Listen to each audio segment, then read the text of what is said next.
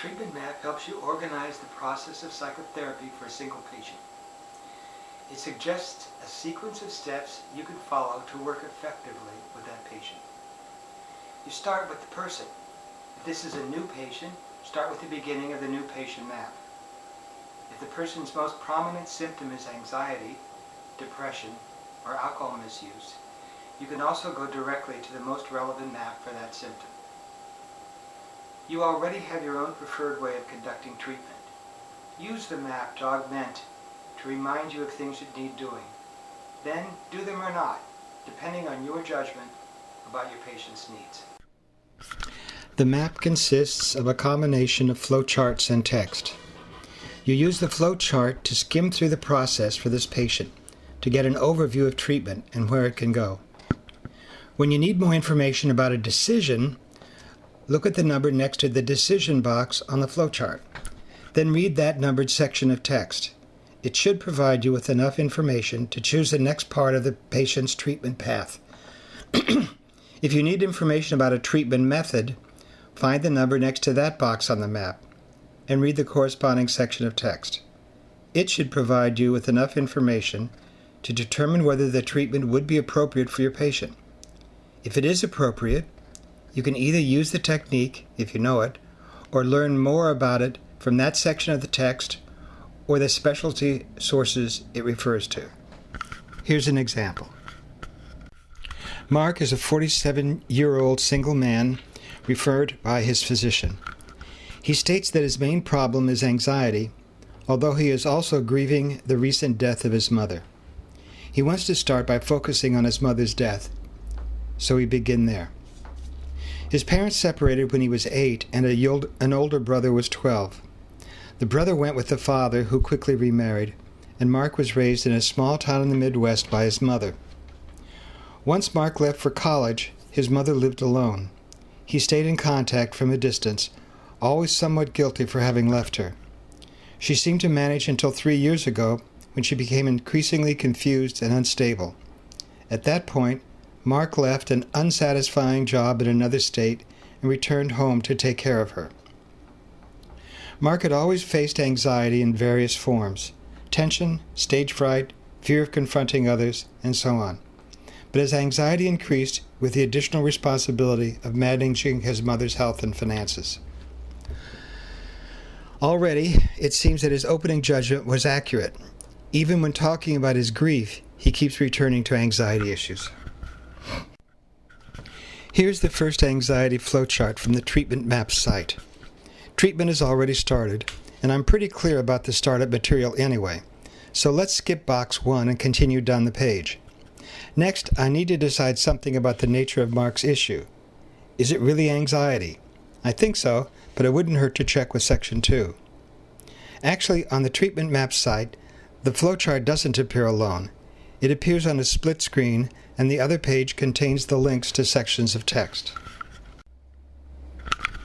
Notice here that the text that accompanies this flowchart contains links to sections that expand on the abbreviations in the boxes. When you use Anxiety Treatment Map, you simply click on those links and the section you have chosen appears in place of this text. So let's suppose that we have clicked on the link to section 2. Then the screen changes to the following. When you link to text, the flowchart remains on screen next to it.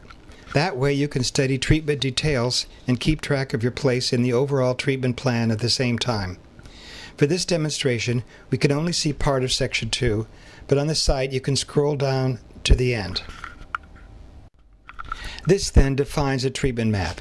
It consists of an overview of treatment possibilities provided by a flowchart, relevant and focused text that expands on each of the points of the flowchart, and links between the two sets of information.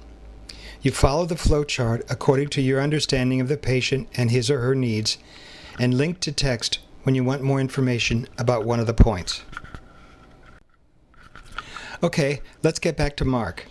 In early sessions, he describes a number of anxiety-like symptoms. He wakes every morning tense and anxious. He gets confused if he can't figure things out easily. He's afraid to take overnight trips for family meetings or vacations. He has stayed at a job he doesn't like, for fear that he can never find another. He is claustrophobic. He is critical of himself for procrastinating, for not confronting people he thinks are taking advantage of him, and more.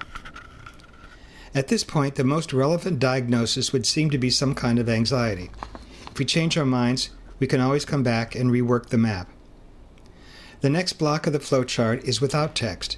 It simply says to gather information and work on your treatment alliance with your patient at the same time. In fact, we are doing both. On the treatment map site, section 4 continues a bit longer, but it's brief anyway. Issues of establishing a treatment alliance are handled more thoroughly in the new patient map. There are links to that text at the top of this section. You can click on them to read more. We also work on the treatment alliance by taking Mark's information in person and by allowing him to tell a story in his own way. We don't try to gather all the information at this point. There will be enough time to gather more as it is needed. Too much emphasis on data collection now might interfere with Mark's telling of his story, and a lot of the information we might be tempted to gather at the onset would be irrelevant to the process of therapy. With Mark, it was helpful to learn that he had always seen himself as anxious, but that his experience of anxiety had increased after the death of his mother 2 years ago. Psychoeducation at this stage can be very brief and mostly reassuring. Some general information about anxiety, about the function of symptoms. Mark was somewhat reassured to learn that anxiety can often be treated with little or no medication, and to think of his anxiety as at least partly reactive to external situations and events. We will skip the text for that section and go back to the startup page.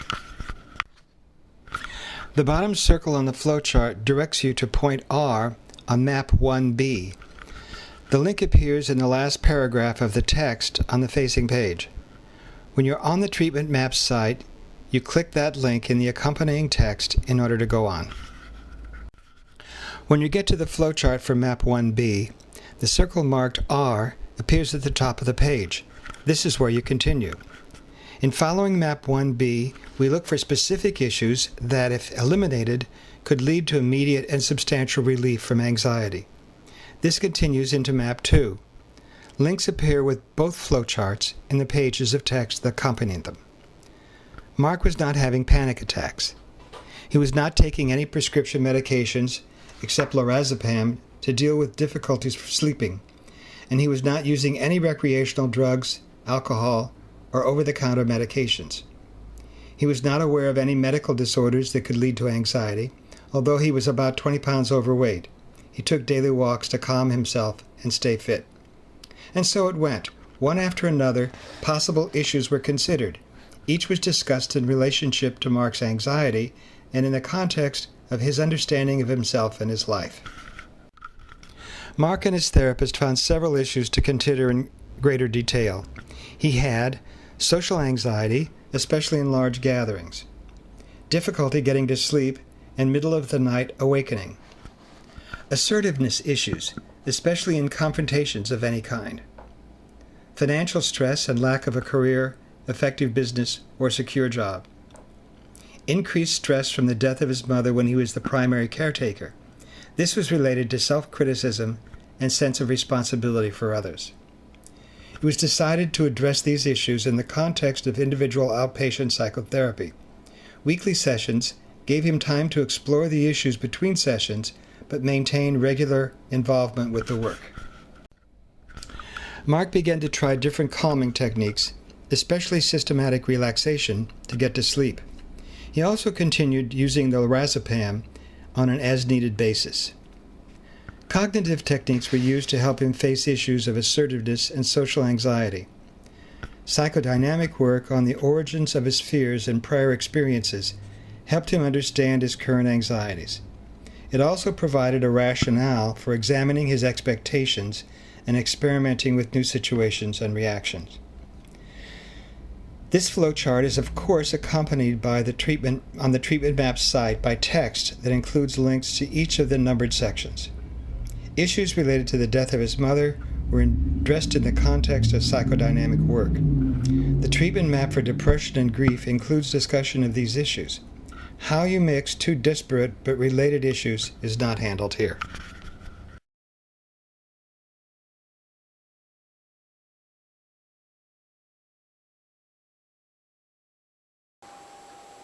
hope that this has been helpful in demonstrating one use of the treatment maps.